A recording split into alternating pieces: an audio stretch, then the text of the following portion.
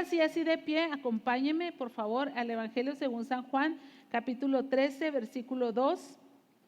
Estoy muy contento, acuérdense que estamos en una serie nueva que se llama El estado de tu alma.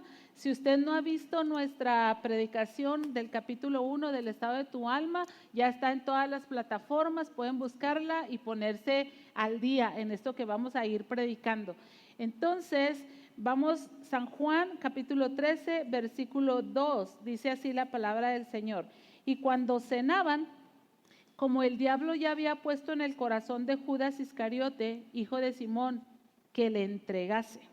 Solo voy a leer esta porción pequeña. Usted con esto ya sabe de lo que estoy hablando, ya tiene una idea de la escena que se está suscitando en este momento. Cuando cenaban, como el diablo ya había puesto en el corazón de Judas Iscariote, hijo de Simón, que le entregase. Eso es suficiente, hermanos, esta porción de la Escritura es suficiente para permitirnos desarrollar el tema de hoy.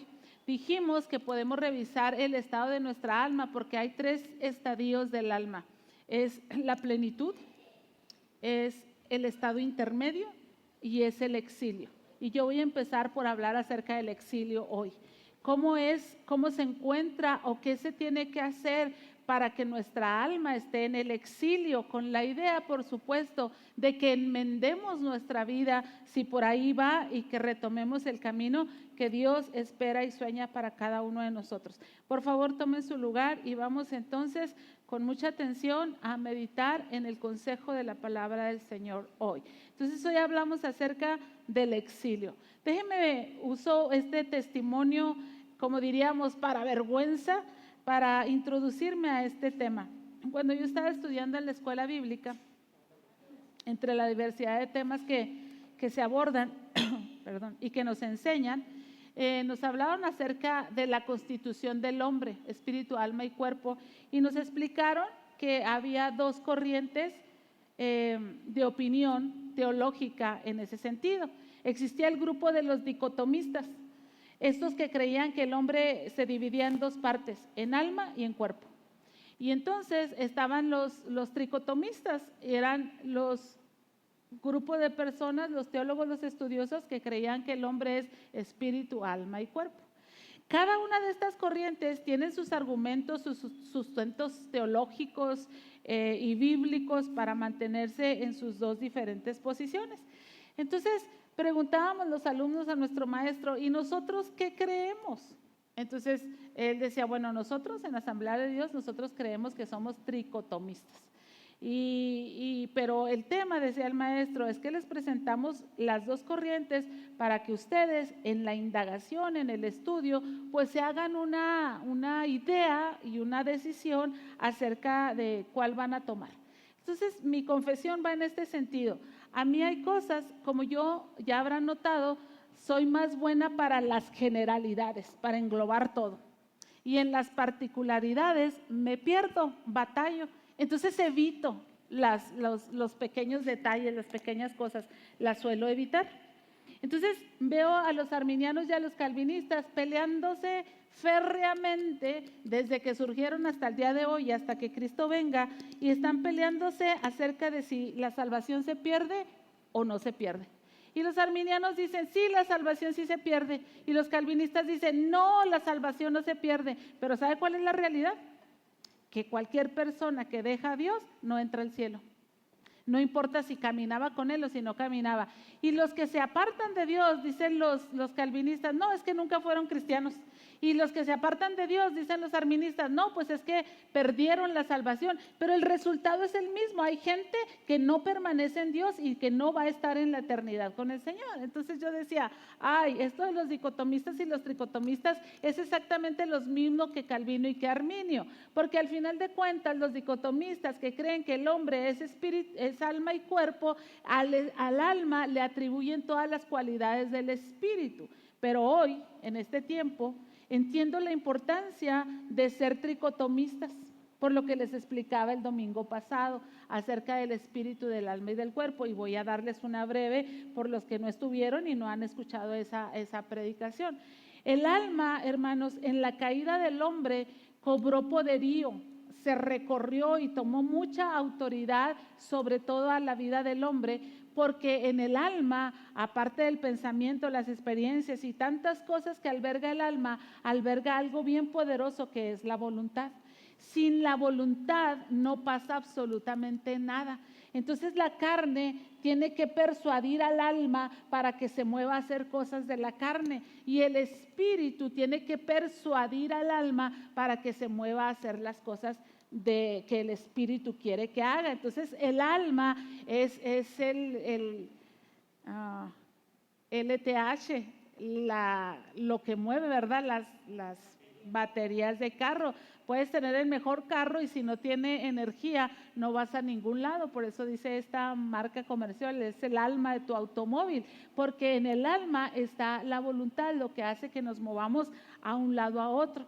Es importante entonces hoy en este tema, porque yo estoy hablándoles del secularismo, del relativismo y del hedonismo. Estas corrientes de pensamiento que están tan presentes hoy en nuestras vidas y que nos han hecho echar a Dios de nuestros lugares, de nuestros sistemas, de nuestros ecosistemas, y nos han hecho poner al hombre en el lugar de Dios, y que hoy nos está generando tremendos y grandes conflictos.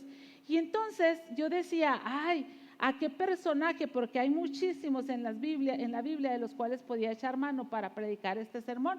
Podía usar a Saúl, podía usar a Salomón, de los más conocidos. Por didáctica decidí elegir a Judas, es más conocido, estamos más relacionados con este personaje para hablar acerca del exilio, este estado del alma en el que cualquier hombre y cualquier mujer puede encontrarse. Judas Iscariote, hermanos, es un personaje muy interesante. Se hizo famoso por ser un entreguista. Se hizo famoso porque vendió a su maestro por 30 monedas de plata. Es importante que valoremos qué pasó en el alma de Judas para entender por qué tuvo resultados tan catastróficos.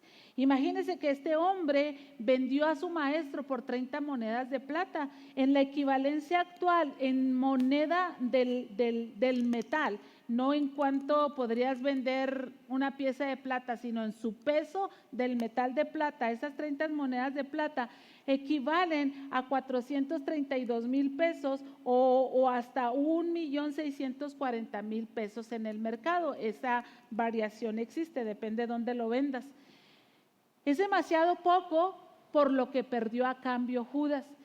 Por 30 monedas de plata, Judas le entregó al diablo o perdió con el diablo su posición. Él tenía un lugar entre los 12. Perdió su posición. Imagínense que en Apocalipsis describe que hay una ciudad, la ciudad de Dios, hermanos, que tiene 12 columnas, y esas 12 columnas tienen escritos sus nombres, y los estudiosos dicen que son los nombres, pueden ser los nombres de los 12 príncipes de Israel, o pueden bien ser los nombres de los 12 discípulos, y Judas perdió su posición entre los 12 por haber entregado al maestro. Pero no solamente perdió su posición, perdió su ministerio. Él se dedicaba a la obra de Dios, vivía con el Señor haciendo la obra de Dios. Ahí estaba su identidad, ahí estaba su sustento, ahí estaba su operación, su función, y la perdió en automático. En cuanto él se entregó al maestro, perdió también su ministerio. Pero no solamente perdió su posición, su ministerio, sino que perdió su eternidad. Es decir, ya no había oportunidad nunca para que Judas pudiera pasar una eternidad en este majestuoso y hermoso cielo que Dios ha preparado para nosotros. De modo que se me hace que es un personaje muy interesante de analizar. Dijimos el domingo pasado que la fe ya no es axiomática, ya no es obvia, ya no es obvio que creas. Lo obvio es que no creas. Lo obvio es que tengas una mente abierta. Lo obvio es que seas escéptico. Lo obvio es que estés lleno de incredulidad. Lo obvio es que estés siguiendo tus propios preceptos, tus propios argumentos. Lo natural, lo obvio es que tú seas el Señor de tu vida y que tú estés caminando en tus propios ritmos y tiempos. Y la pregunta que surge es, ¿qué pasa con la fe? Porque tenemos a un Judas, hermanos, que dejó todo, igual que todos los demás, por seguir al maestro. Pero 3 años después dejó todo por 30 monedas de plata. ¿Qué le pasó a la fe de Judas? Entonces hay una pregunta que se hace obligada. ¿Se erosiona la fe? ¿Se erosiona la fe o se traiciona la fe? Porque a Judas lo podemos identificar como un traidor. Traicionó al maestro, traicionó la meta, traicionó el objetivo, traicionó al grupo, traicionó los ideales, traicionó la empresa. Pero entonces, ¿la fe es traicionada o la fe es erosionada? Las dos. Pero yo creo que para traicionar la fe necesita primero irse erosionando. Para traicionar la fe, primero necesita irse erosionando. Cualquier hombre en la historia que ustedes hayan visto que fue exiliado, es que pasaron muchas cosas antes de llegar al punto del exilio. Por ejemplo, en el caso de nuestro malquerido y malentendido y mal juzgado y mal apreciado presidente de la República, Porfirio Díaz, que hasta el día de hoy está exiliado y que su familia por décadas han intentado y han emprendido procesos legales para traer los restos, pues ya no sé qué se quieran traer después de tantos años, pero quieren traer que se restaure la dignidad de Porfirio Díaz y no se les ha permitido. Entonces, para llegar al exilio pasan muchas cosas. Para llegar a la traición, para llegar a la pérdida, pasan muchas cosas. La erosión, hermanos, es ese proceso de desgaste del suelo y de las rocas ocasionado por los agentes naturales, por el viento, por la lluvia, por el sol. Entonces, la fe con la cual nos hemos abrazado al Señor, amados hermanos, sufre erosión por los asuntos naturales de la vida. Por la edad, por la salud, por los vaivenes de la vida, por los sub y bajas, por las complicaciones, por los problemas, por las traiciones. La fe puede ser erosionada si no la cuidamos. Si la cuidamos, la fe puede ser fortalecida, pero si no, es sin duda erosionada. La ausencia de la fe, hermanos, es el resultado de la erosión de la fe. Entonces, dice un hombre, no anoté el nombre, se llama Charles, pero no me acuerdo el apellido, pero es un pensador. Dice él, no podemos evitar mirar de reojo de vez en cuando y vivir nuestra fe también en un estado de duda y de incertidumbre. Porque la fe, hermanos, según Hebreos, es llamar las cosas que no se ven como si fueran. Entonces yo creo que voy a tener un hijo, yo creo que voy a prosperar, yo creo que nos vamos a mudar, yo creo que vamos a crecer, yo creo que va a ser exitoso mi programa, yo creo que me voy a sentar en esa silla y no me voy a creer, pero como estoy moviéndome en este ámbito de la fe, hermanos, surge la incertidumbre. ¿Y si no? ¿Y si no? Entonces imagínate a un Judas que dice, yo creo en ti, Jesús, que tú eres la respuesta, que tú eres la solución, que tú eres el Mesías esperado, que todos los que vengan a cobijarse en tus alas están en tu cubierta, en tu protección. ¿Y si no? ¿Y si no? Y nos asalta la duda en algún momento, ¿no? Entonces, cuando no cuidamos nuestra fe, esos asaltos de la duda pueden estar erosionando nuestra fe. Este pequeño índice de duda o de incertidumbre induce a las personas a hablar de teorías. Por eso Hebreos habla de estos grandes hombres, héroes de la fe, porque fueron increíbles, hermano, porque saludaron a una patria que no vieron. Saludaron a una patria que no vieron. Porque a veces creemos, yo creo, le voy a echar ganas, yo creo que Dios me ha llamado al ministerio, así que voy a predicar, voy a visitar, voy a orar, voy a meterme, voy a ayunar, voy a esto, pero yo creo que si yo soy llamada al ministerio van a empezar a ocurrir todas estas bolas de cosas. Y cuando no están ocurriendo todas estas bolas de cosas que yo pienso en mi creencia que van a ocurrir, entonces digo, ay no, pues a lo mejor no fui llamado a esto. Y entonces empiezo a considerar otras opciones, empiezo a pensar en otras teorías. ¿Qué les estoy diciendo yo? Que la fe, hermanos, no es para cualquier persona. La fe no es para cualquier persona. Por eso se resalta a Abraham como un hombre de fe increíble, hermanos, porque le prometieron que iba a tener un hijo, le prometieron que su descendencia iba a ser como los granos de la arena del mar, le prometió el Dios que no miente que su descendencia iba a ser comparada a las estrellas del cielo, que serían incontables, pero resulta que siendo ancianos, Sara de 90 y él de 100 años, todavía no tenían un hijo. Y sin embargo se mantuvo creyendo, se mantuvo creyendo, se mantuvo creyendo, se mantuvo creyendo. Entonces la fe, dice el apóstol Pablo, que ya ocurrió, ¿para qué esperarla? O sea, lo interesante de la fe es estar esperando la promesa de Dios en nuestras vidas o lo que Él ofertó para nuestras vidas y para nuestros corazones. Entonces, amados hermanos, este tema que estoy hablándoles ahora es que hay un peligro de que estamos creyendo, pero llenos de opciones, llenos de teorías, llenos de voy por aquí, voy por allá y voy por acá. Y lo vamos a ver ahorita en la vida de Judas. La fe entonces sufre y se erosiona, y cuanto más ahora. Por eso el apóstol Pablo le dijo a Timoteo: por lo cual te aconsejo que avives el don. Te aconsejo que avives el fuego del don de Dios que está en ti por la imposición de mis manos.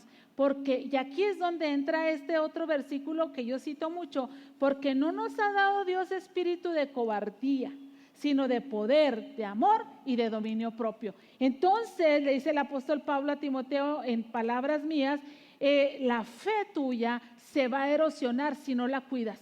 Así es que aviva el fuego, aviva el fuego, aviva el fuego, aviva el fuego, aviva el fuego. Y andamos los creyentes, hermanos, languideciendo, exiliados. Ay, es que cuando yo sentía bien bonito, ay, es cuando yo me estremecía, ay, es que cuando yo quería servir al Señor en todo, ay, cuando yo amaba a las personas, ay, cuando yo me emocionaba con esto y con aquello, ay, cuando, eso es en cierto modo estar exiliados, porque estás anhelando, añorando lo que tenías y que perdiste. ¿Por qué lo perdiste? Porque la fe es erosionada y porque no tuviste el cuidado de avivar el fuego del don de Dios en tu vida. Alguien lo decía por ahí algún día, a ver, en una de nuestras reuniones de líderes, es que tú tienes que hacerte cargo de ti, tú tienes que cuidarte de ti, porque sí, a lo mejor el pastor ora por ti, a lo mejor el pastor se preocupa por ti, te echa una llamadita, está al pendiente de ti, pero tú eres responsable de ti mismo. Si el pastor funciona o no funciona, tú no te puedes perder porque el pastor funciona o no funciona. Si el líder está atento o no está atento, tú no te puedes perder porque te topaste con un líder desatento. Necesitas avivar el fuego de Dios en tu vida. Entonces, amados hermanos, si no tenemos cuidado, vamos a tener problemas, porque todo lo que no se cuida se pierde. Todo lo que no se cuida se pierde. Entonces, hermanos, la fe es el resultado de la creencia, de la experiencia y de la búsqueda. La fe resulta de la creencia, de la experiencia y de la búsqueda. Ay, surge otra pregunta. ¿Cómo es que pasamos de un estado en que como cristianos vivíamos con esta inocencia, con esta ingenuidad, con esta fe axiomática, natural, simplemente sentida, a un estado en el que estamos oscilando en dos posiciones? ¿Creemos o no creemos? El Señor un día le dijo a la multitud: ¿se van por lo que les digo? Sí, es que es muy dura esta palabra. Y se fueron todos aquellos. Voltea Él con sus discípulos y les dijo: ¿ustedes también quieren irse? Porque no podemos estar con Cristo oscilando entre opciones, entre voy a creerle o no voy a creerle. Luego Pedro contestó magistralmente y dijo: Señor, ¿a dónde iremos? No tengo opciones. Entonces, ¿cómo es que pasamos de que Cristo es nuestra opción a tener un montón de opciones y un montón de teorías y un montón de posibilidades? ¿Cómo es esto posible? Entonces, para muchos en esta época, hermanos, la falta de fe se ha convertido en su principal opción por omisión. La falta de fe ha sido su principal opción por ser omisos a sus deberes, a sus obligaciones de estar soplando el fuego de Dios en sus vidas. Y entonces la mejor opción que han tenido es ser incrédulos. Entonces hoy en día tenemos creyentes que no creen, cristianos sin Cristo.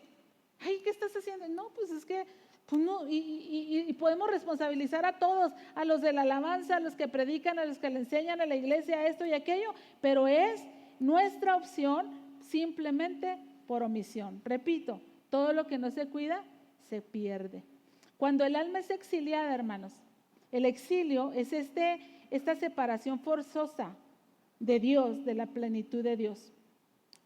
Lo que le pasó a Judas nos puede pasar absolutamente a cualquiera. Por eso es que vamos a analizar algo breve, pero profundo, creo yo, de la vida de Judas. Se camina hacia un estado de exilio del alma, hermanos, cuando, en primer lugar, nuestras creencias no están arraigadas en la persona de Jesucristo.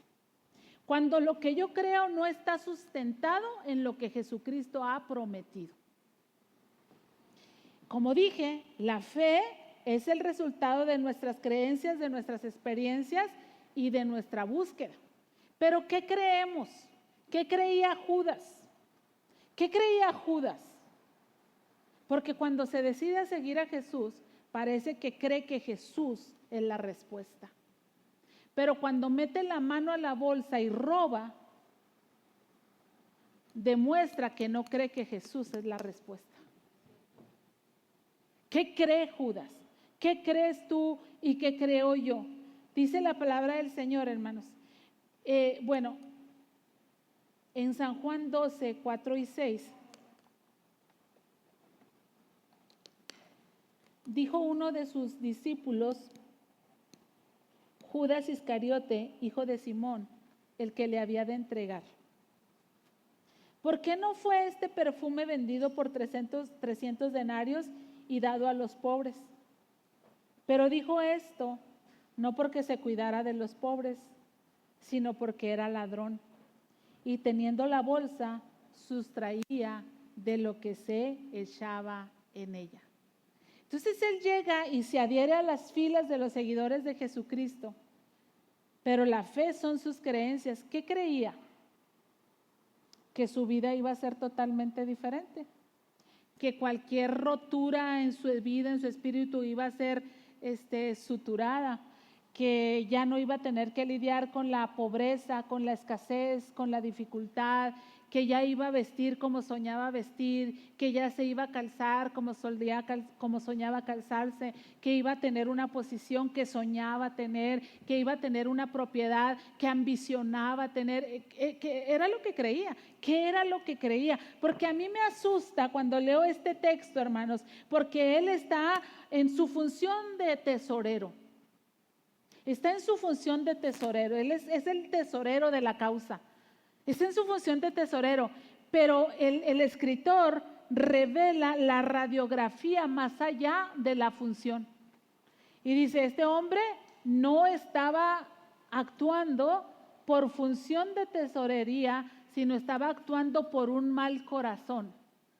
Él robaba, él sustraía. Entonces, eso, hermanos, dice mucho.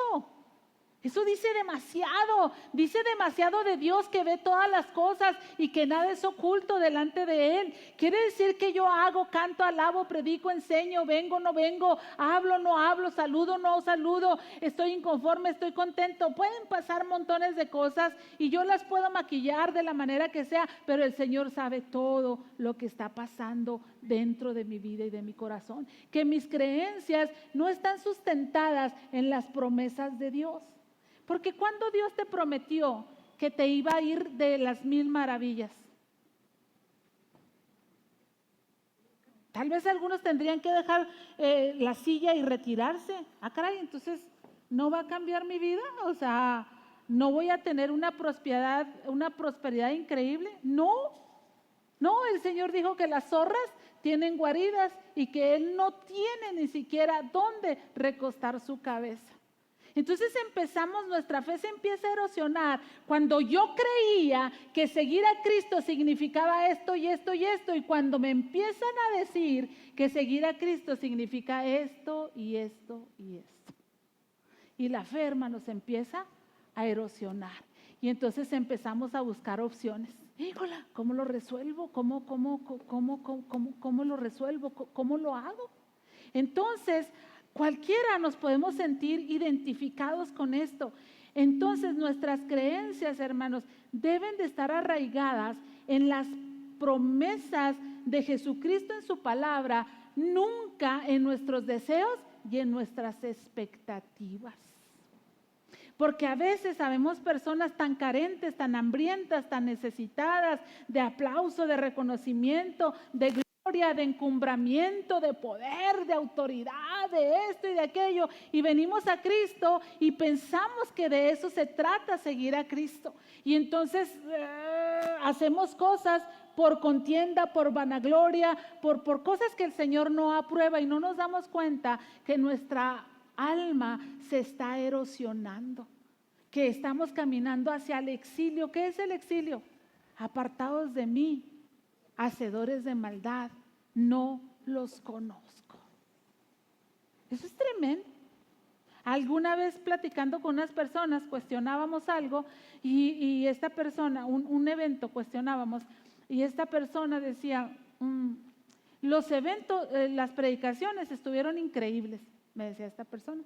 Y le decía yo, ¿y qué esperabas?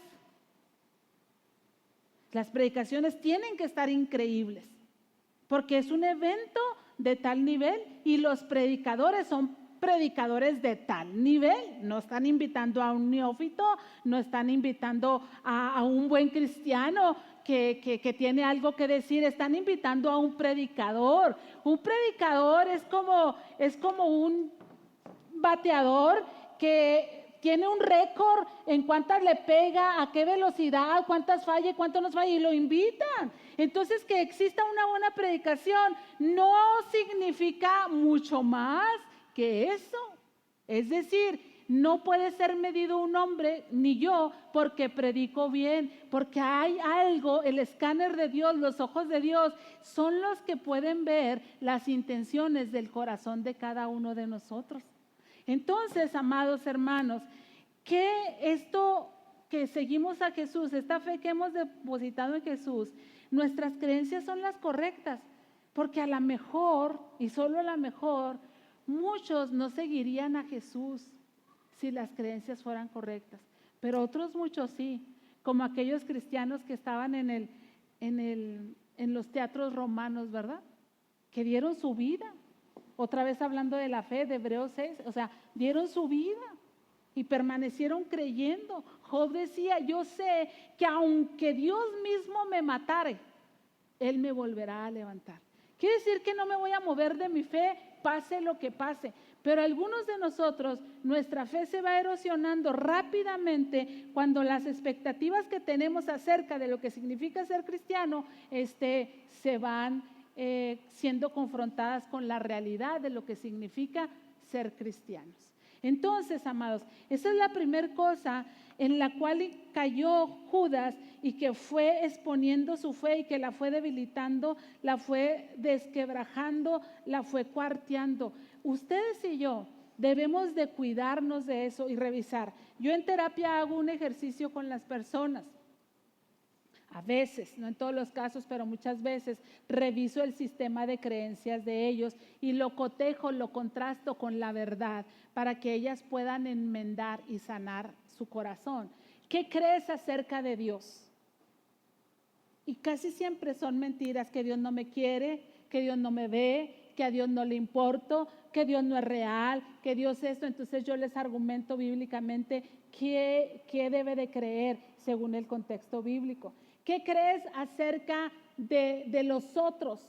Ay, pues nadie me quiere, todos me odian, quién sabe qué. Y entonces lo contrasto con lo que la palabra del Señor dice. ¿Qué crees acerca de ti mismo? Ay, que yo no le hago mal a nadie. Ay, por Dios santo, el drenaje pasa por tu casa, le estás haciendo daño a alguien, a este mundo donde tú vives. Todos le hacemos daño a alguien. Entonces es un asunto de corregir nuestras creencias, porque a veces las creencias malas que tenemos nos llevan a la miseria, al fondo, al hoyo, al pozo de la desesperación, y corregir esas creencias nos sacan de ese hoyo y podemos otra vez volver a respirar. Entonces, amados, coteja tus creencias acerca de Dios, acerca de la vida cristiana, acerca de pertenecer a una iglesia, acerca de la iglesia, acerca de los pastores. Coteja tus creencias con la verdad bíblica, coteja tus expectativas, tus ideas con las promesas bíblicas para que cuides tu fe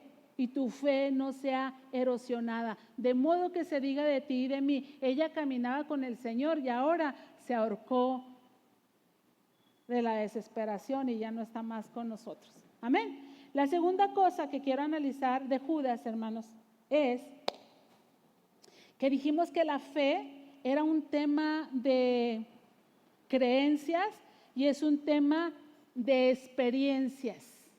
Las personas que tienen una fe, por ejemplo, los discípulos que tenían la creencia que el Mesías que Cristo era Jesús, era el Cristo, el Mesías prometido, se meten a una experiencia en obediencia, a una experiencia nueva. Les dijo el Señor Jesús: no se vayan de Jerusalén hasta que haya venido sobre vosotros el Espíritu Santo. Estaban congregados en el aposento alto, 120, sumados ahí con ellos, llegaron a ser hasta 500, no sé cuántos, estaban allí, oraban, ayunaban, comían, platicaban, enseñaban la palabra, iban al templo, venían, hacían oraciones. Esa era su vida, hasta que vino sobre ellos el Espíritu Santo y ellos experimentaron este poder prometido glorioso sobre sus vidas, y esa experiencia los hizo simplemente afirmarse en su fe, los hizo blindar su fe, los hizo fortalecer su fe, hermanos, de modo que lo que habían logrado hasta ahí se quedó en cosa pequeña con lo que lograron a partir de ahí, de esta experiencia de la llenura del Espíritu Santo.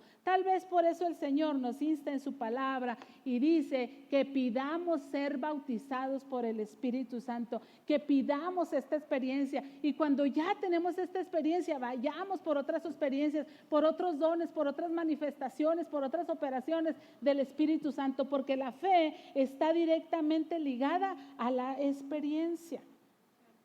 Nuestras experiencias, de lo que participamos, debe de colaborarnos con la fe. Por eso, aunque vamos al cine y tenemos una experiencia del sonido envolvente y quién sabe qué, y quién sabe qué, y quién sabe qué, pero si esa experiencia no me ayuda, no me colabora para cuidar mi fe, yo tengo que buscar experiencias que me ayuden, que me colaboren con el fortalecimiento de mi fe. Por ejemplo, estar aquí en la iglesia y cantar y adorar juntos ayuda, colabora con nuestra fe. Si tú venías medio triste, medio desanimado, en cuanto empiezas a cantar junto con todos los demás y empiezas a decir: yo creo que eres asombroso Dios, que tú sanas por amor, que esto y que aquello y que lo otro, eso está ayudando a tu fe. La asistencia a la iglesia es algo que colabora con tu fe. ¿Sabes quién lo sabe muy bien? El diablo. Por eso te estorba para que asistas a la iglesia. Por eso tú, cuando invitas a una persona a la iglesia, a una célula, una actividad, te jura y te promete que sí va a ir, y de pronto no está aquí. ¿Por qué? Porque el diablo te quiere débil, timorato, pequeño en la fe, te quiere apartado, erosionando tu fe. Es importante, aunque tú hables con Dios, aunque tú estés escuchando montones de predicaciones y conozcas a todos los que están ahí en YouTube, en internet, es importante que asistas a la iglesia para que tu fe sea fortalecida y cubierta. Mire qué peligroso. Vamos a leer en Mateo 26, verso 14. Dice, Mateo 26, verso 14, dice: entonces uno de los 12, que se llamaba Judas Iscariote, fue a los principales sacerdotes y les dijo: ¿qué me queréis dar? Y yo os lo entregaré. Y ellos le asignaron 30 piezas de plata, y desde entonces buscaban oportunidad para entregarle.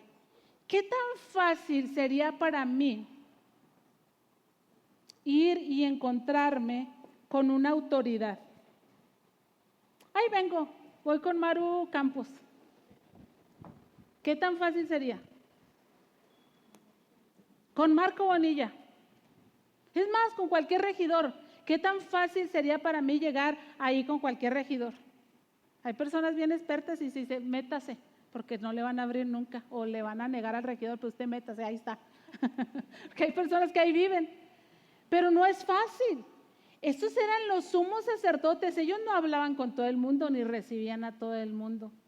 Pero dice aquí el texto que Judas fue ante los principales, ni siquiera ante uno, todos, ante los principales sacerdotes comandados por Caifás y les dijo, ¿qué me dan? Entonces este texto me permite, me da espacio para que yo me haga ideas, para que yo formule ideas en mi pensamiento y diga que Judas, hermanos, solía apartarse del grupo. Judas solía apartarse del grupo.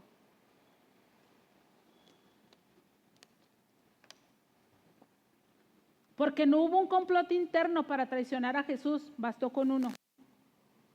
Si Judas no se separara del grupo, si se hubiera llevado uno o dos con él, pues a lo mejor hablaríamos de un complot, pero se habla de un traidor, de un entreguista. ¿Y por qué digo que se separaba del grupo? Porque esta fue una plática final, resultado de muchas otras pláticas. Los sacerdotes seguramente ya tenían muy identificado a los 12, así como el diablo nos tiene muy identificados a todos. Nos tiene bien medidos el diablo. ¿Sabe de dónde venimos? Pues allá nos traiba.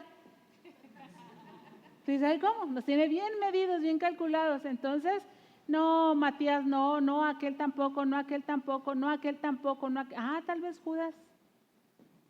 ¿Por qué? Porque él es foráneo. Él no es tan radical. Él vino aquí a prosperar. Se topó con Jesús y está queriendo prosperar. ¿Y sabes cuál es la nueva? Jesús no lo hace prosperar más que nada. Entonces él puede ser el objetivo. Pues háblale, dile que queremos invitarlo a un café. Dile que debió de haber tenido varios y diferentes encuentros con estas personas. De tal modo que un día que ya dijo, ok, yo tengo una oferta.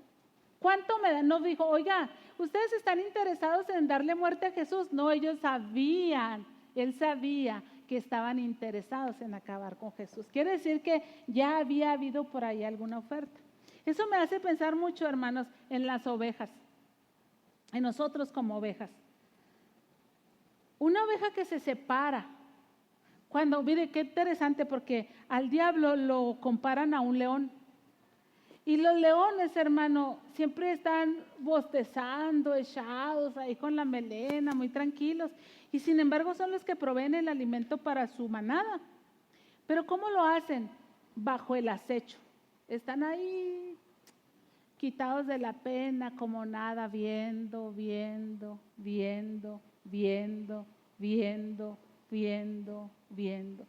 Y en su vista tranquila, de pronto ven a un animalito apartado de la manada y dicen, ahora es cuando. Y cuando ven a alguien aparte, se van sobre aquel y lo cazan, ¿verdad? Entonces, no es conveniente que las ovejas se separen, que las ovejas anden por allá en experiencias raras, hermanos. O sea, yo sí le creía a una familia entera que me dice que se convirtieron en pare de sufrir.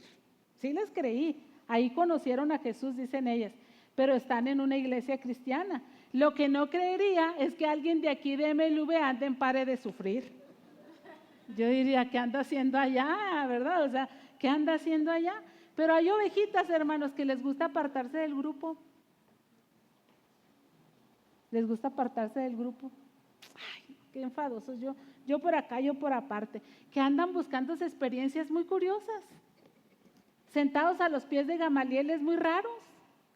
Oye, cuidado, pueden ser verdaderos Gamalieles, hago un paréntesis, pueden ser verdaderos maestros, pero ellos ni te conocen, tú vas y les cuentan las muelas y ellos te empiezan a dar consejos y recomendaciones, pero no saben quién eres. Y cuando estés en una situación difícil no irán por ti porque ni siquiera saben quién eres. Entonces, este hombre, este Judas, hermano, se buscó experiencias que no le colaboraban con su fe, que deterioraban su fe, que le decían, estás yendo por el camino incorrecto, ahí no hay nada, ahí no hay bendición, ahí no hay prosperidad, ahí no hay nada. ¿En dónde sí? Con nosotros. Estamos dispuestos a pagarte algo bueno, a pagarte bastante para que seas prosperado, atendiendo las necesidades de Judas, ¿no? Entonces, amados, este hombre cayó allí porque las experiencias que él vivía no le colaboraban con su fe. Me detengo y te hago una pregunta. Todas estas experiencias a las que te expones de domingo a domingo, ¿cuántas de ellas colaboran con tu fe? ¿Cuántas de ellas colaboran con tu fe? Debemos de ser muy cuidadosos y muy radicales. Ayer decía alguien que ella está teniendo muchos problemas con las novelas románticas en IA.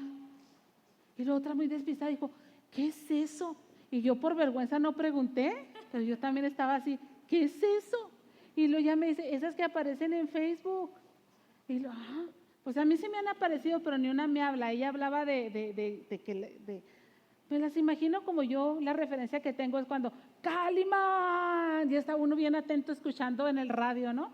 Entonces, porque ella dice, no, es que lo más cautivante, dice, es la entonación, cómo hablan y todo, no, ahí me tienen bien cautiva. Entonces, yo he abierto a veces mi Facebook y viene así como una noticia y empiezo a leer y él se le partió el corazón porque ella, quién sabe qué, y así leo así como la sangre de Cristo tiene poder. Lo quito porque ahí me quedo, ahí me atrapan esas novelitas. No sé si sea lo mismo, pero eso es lo que a mí me aparece, novelas escritas. A ella le parecen novelas habladas, ¿no? Entonces, hay cosas, hermanos, con las que debemos de ser bien radicales, a las que no debemos de exponernos. Y lo peor es que decimos, ahí me tiene atrapada la experiencia y no te está colaborando con tu fe. Luego ya no quieren ni vivir con el hombre con el que viven porque está muy lejos del que están oyendo ahí tú no hablas así, tú qué feo hablas. Por Dios santo, ¿no? El Señor nos ayude. Hermano, hermana, que tus experiencias que tienes a lo largo de la semana colaboren con tu fe. Porque mira, si no ocurre así, tu búsqueda cambia. Dice la palabra del Señor, donde está tu tesoro, ahí está también tu corazón.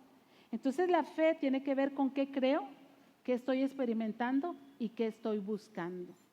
Entonces Judas estaba buscando su bienestar. Judas estaba buscando su prosperidad. Judas estaba buscando su paz, su estabilidad, su transformación, su reconocimiento. Estaba buscando lo suyo propio. Y el Señor sí enriquece, sí prospera, sí bendice, sí da. El Señor es tremendamente bueno, pero no es a lo que se dedica. El Señor estaba aquí en la tierra, hermanos, en esta gran campaña militar para redimir al mundo. Entonces, mientras que antes Judas parecía que buscaba una eternidad con el Señor, su búsqueda o el resultado de su vida terminó siendo una catástrofe. Mateo dice que se arrepintió, que devolvió las monedas de plata y que se quitó la vida, se ahorcó.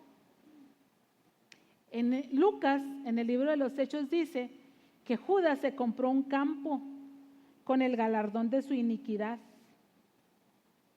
y que cayó de cabeza y se le reventó su cuerpo, finalmente murió. Yo creo que cuando hay dos versiones se pueden conjuntar para extraer una realidad más objetiva. Sí se arrepintió y fue y regresó las monedas. Mateo mismo relata que los sacerdotes le dijeron, no te las podemos recibir, no pueden volver a entrar esas monedas al tesoro de la iglesia, del templo, porque son monedas de sangre, quédatelas. Entonces es muy seguramente que ya habiéndoselas quedado, dijo, ¿qué hago? Pues ok, voy a comprar una tierra, porque era lo que quería tener algo, una propiedad. Ay, ¿a poco ese es el terreno de Judas? Sí, ¿cómo la ves? ¿Conviene andar con Cristo? Claro, conviene andar con Cristo. Eso era lo que él quería. Fue y se compró el terreno, hermanos. Y cuando se compró el terreno, como se vio exiliado, Se tropezó, se cayó o se ahorcó, se quitó la vida, como sea, murió porque su alma estaba exiliada. Lo único que hace separación entre Dios y el hombre es el pecado. El resultado de la vida de los hombres, hermanos, lo que vivimos no es obra de la casualidad. Es la respuesta lógica de lo que creemos, de lo que experimentamos y de lo que buscamos. Lo que yo estoy viviendo hoy, no es fortuito ni es casualidad. Es respuesta de lo que creo, de lo que experimento y de lo que estoy buscando. Lo que voy a vivir mañana es resultado de lo que creo, de lo que experimento y de lo que estoy buscando. Entonces, esa es la fe y debiéramos de tener mucho cuidado. Leyendo este texto con el que arrancábamos, dice, y cuando cenaban, estaban en la última cena, hermanos, el diablo ya había puesto en el corazón de Judas Iscariote, que entregara a Jesús. Voy a mencionar esto. El diablo, hermanos, te vas al original griego y usa la palabra diablo y dice que es calumniador. Eso significa diablo, calumniador, calumnioso. Una cosa es que a mi alma, por mi mente, pasen pensamientos. Renuncia, ¿qué estás haciendo ahí? Una cosa es que pasen pensamientos. Dijo alguien por ahí, no podemos evitar que los pájaros vuelen en la cabeza, pero sí puedo evitar que hagan un nido en ella. Pero sí puedo deshacerme de todos esos pensamientos. Otra cosa es que esos pensamientos se aniden y yo los esté acariciando, los esté considerando. Y una final cosa, hermanos, es que el diablo no solo que el diablo me esté rodeando, sino que el diablo ya platique conmigo, sería la segunda cosa. Y la tercera situación sería que el diablo ya me domine de tal modo que puede venir y poner algo en mi corazón, en mi alma, para que yo me conduzca de la manera que él quiera. Entonces, ¿había pensamientos en Judas? Sí, como los hay en cualquiera de nosotros. El tema es que se descuidó su fe y esos pensamientos bajaron al corazón y se hicieron nido. Y habiendo nido, dijo Satanás, ya sé dónde puedo ir y meterle mi gran idea. Y fue y le metió su gran idea y de ahí no quedó otra más que ejecutarla. Cuando el griego habla de corazón, cardia, habla pues del corazón, pero habla de algo muy importante, también se puede traducir como voluntad. Cuando el diablo pudo ir y meter en la voluntad de Judas que lo entregara, es entonces cuando lo entregó. Esta es nuestra alma. Aquí está el espíritu y aquí está la carne. Entonces, ¿qué tanta influencia tiene el espíritu en tu alma? ¿Qué tanto nutres tu espíritu? ¿Qué tanto fortaleces tu espíritu? ¿O estás cargado de experiencias naturales que fortalecen tu carne y tu carne no deja en paz a tu alma y la está influenciando tanto de tal manera que somos jalados hacia hacer cosas que no convienen? Quiero invitarlos a que abran sus Biblias. Este texto no se lo ofrecía a Yaxel. Salmo 103. Este canto es un canto muy precioso. Y es un canto que le habla directamente al alma. Dice el salmista, bendice alma mía a Jehová. Estoy influenciando bendícelo, bendícelo. ¿Por qué maldices a Jehová, hermano? ¿Por qué lo maldecimos? Porque cuando yo le digo, Señor, me has desamparado, yo lo estoy maldiciendo, estoy diciendo cosas malas de él, eso es una maldición. Yo le ordeno a mi alma, bendícelo. Bendiga todo mi ser, su santo nombre. El espíritu influencia al alma y le dice al alma, no nada más tú, el cuerpo debe de colaborarnos en esta acción de bendecir a Dios. Bendice alma mía a Jehová y bendiga todo mi ser, su santo nombre. Bendice alma mía a Jehová y la otra vez influye al cuerpo y no olvides ninguno de sus beneficios.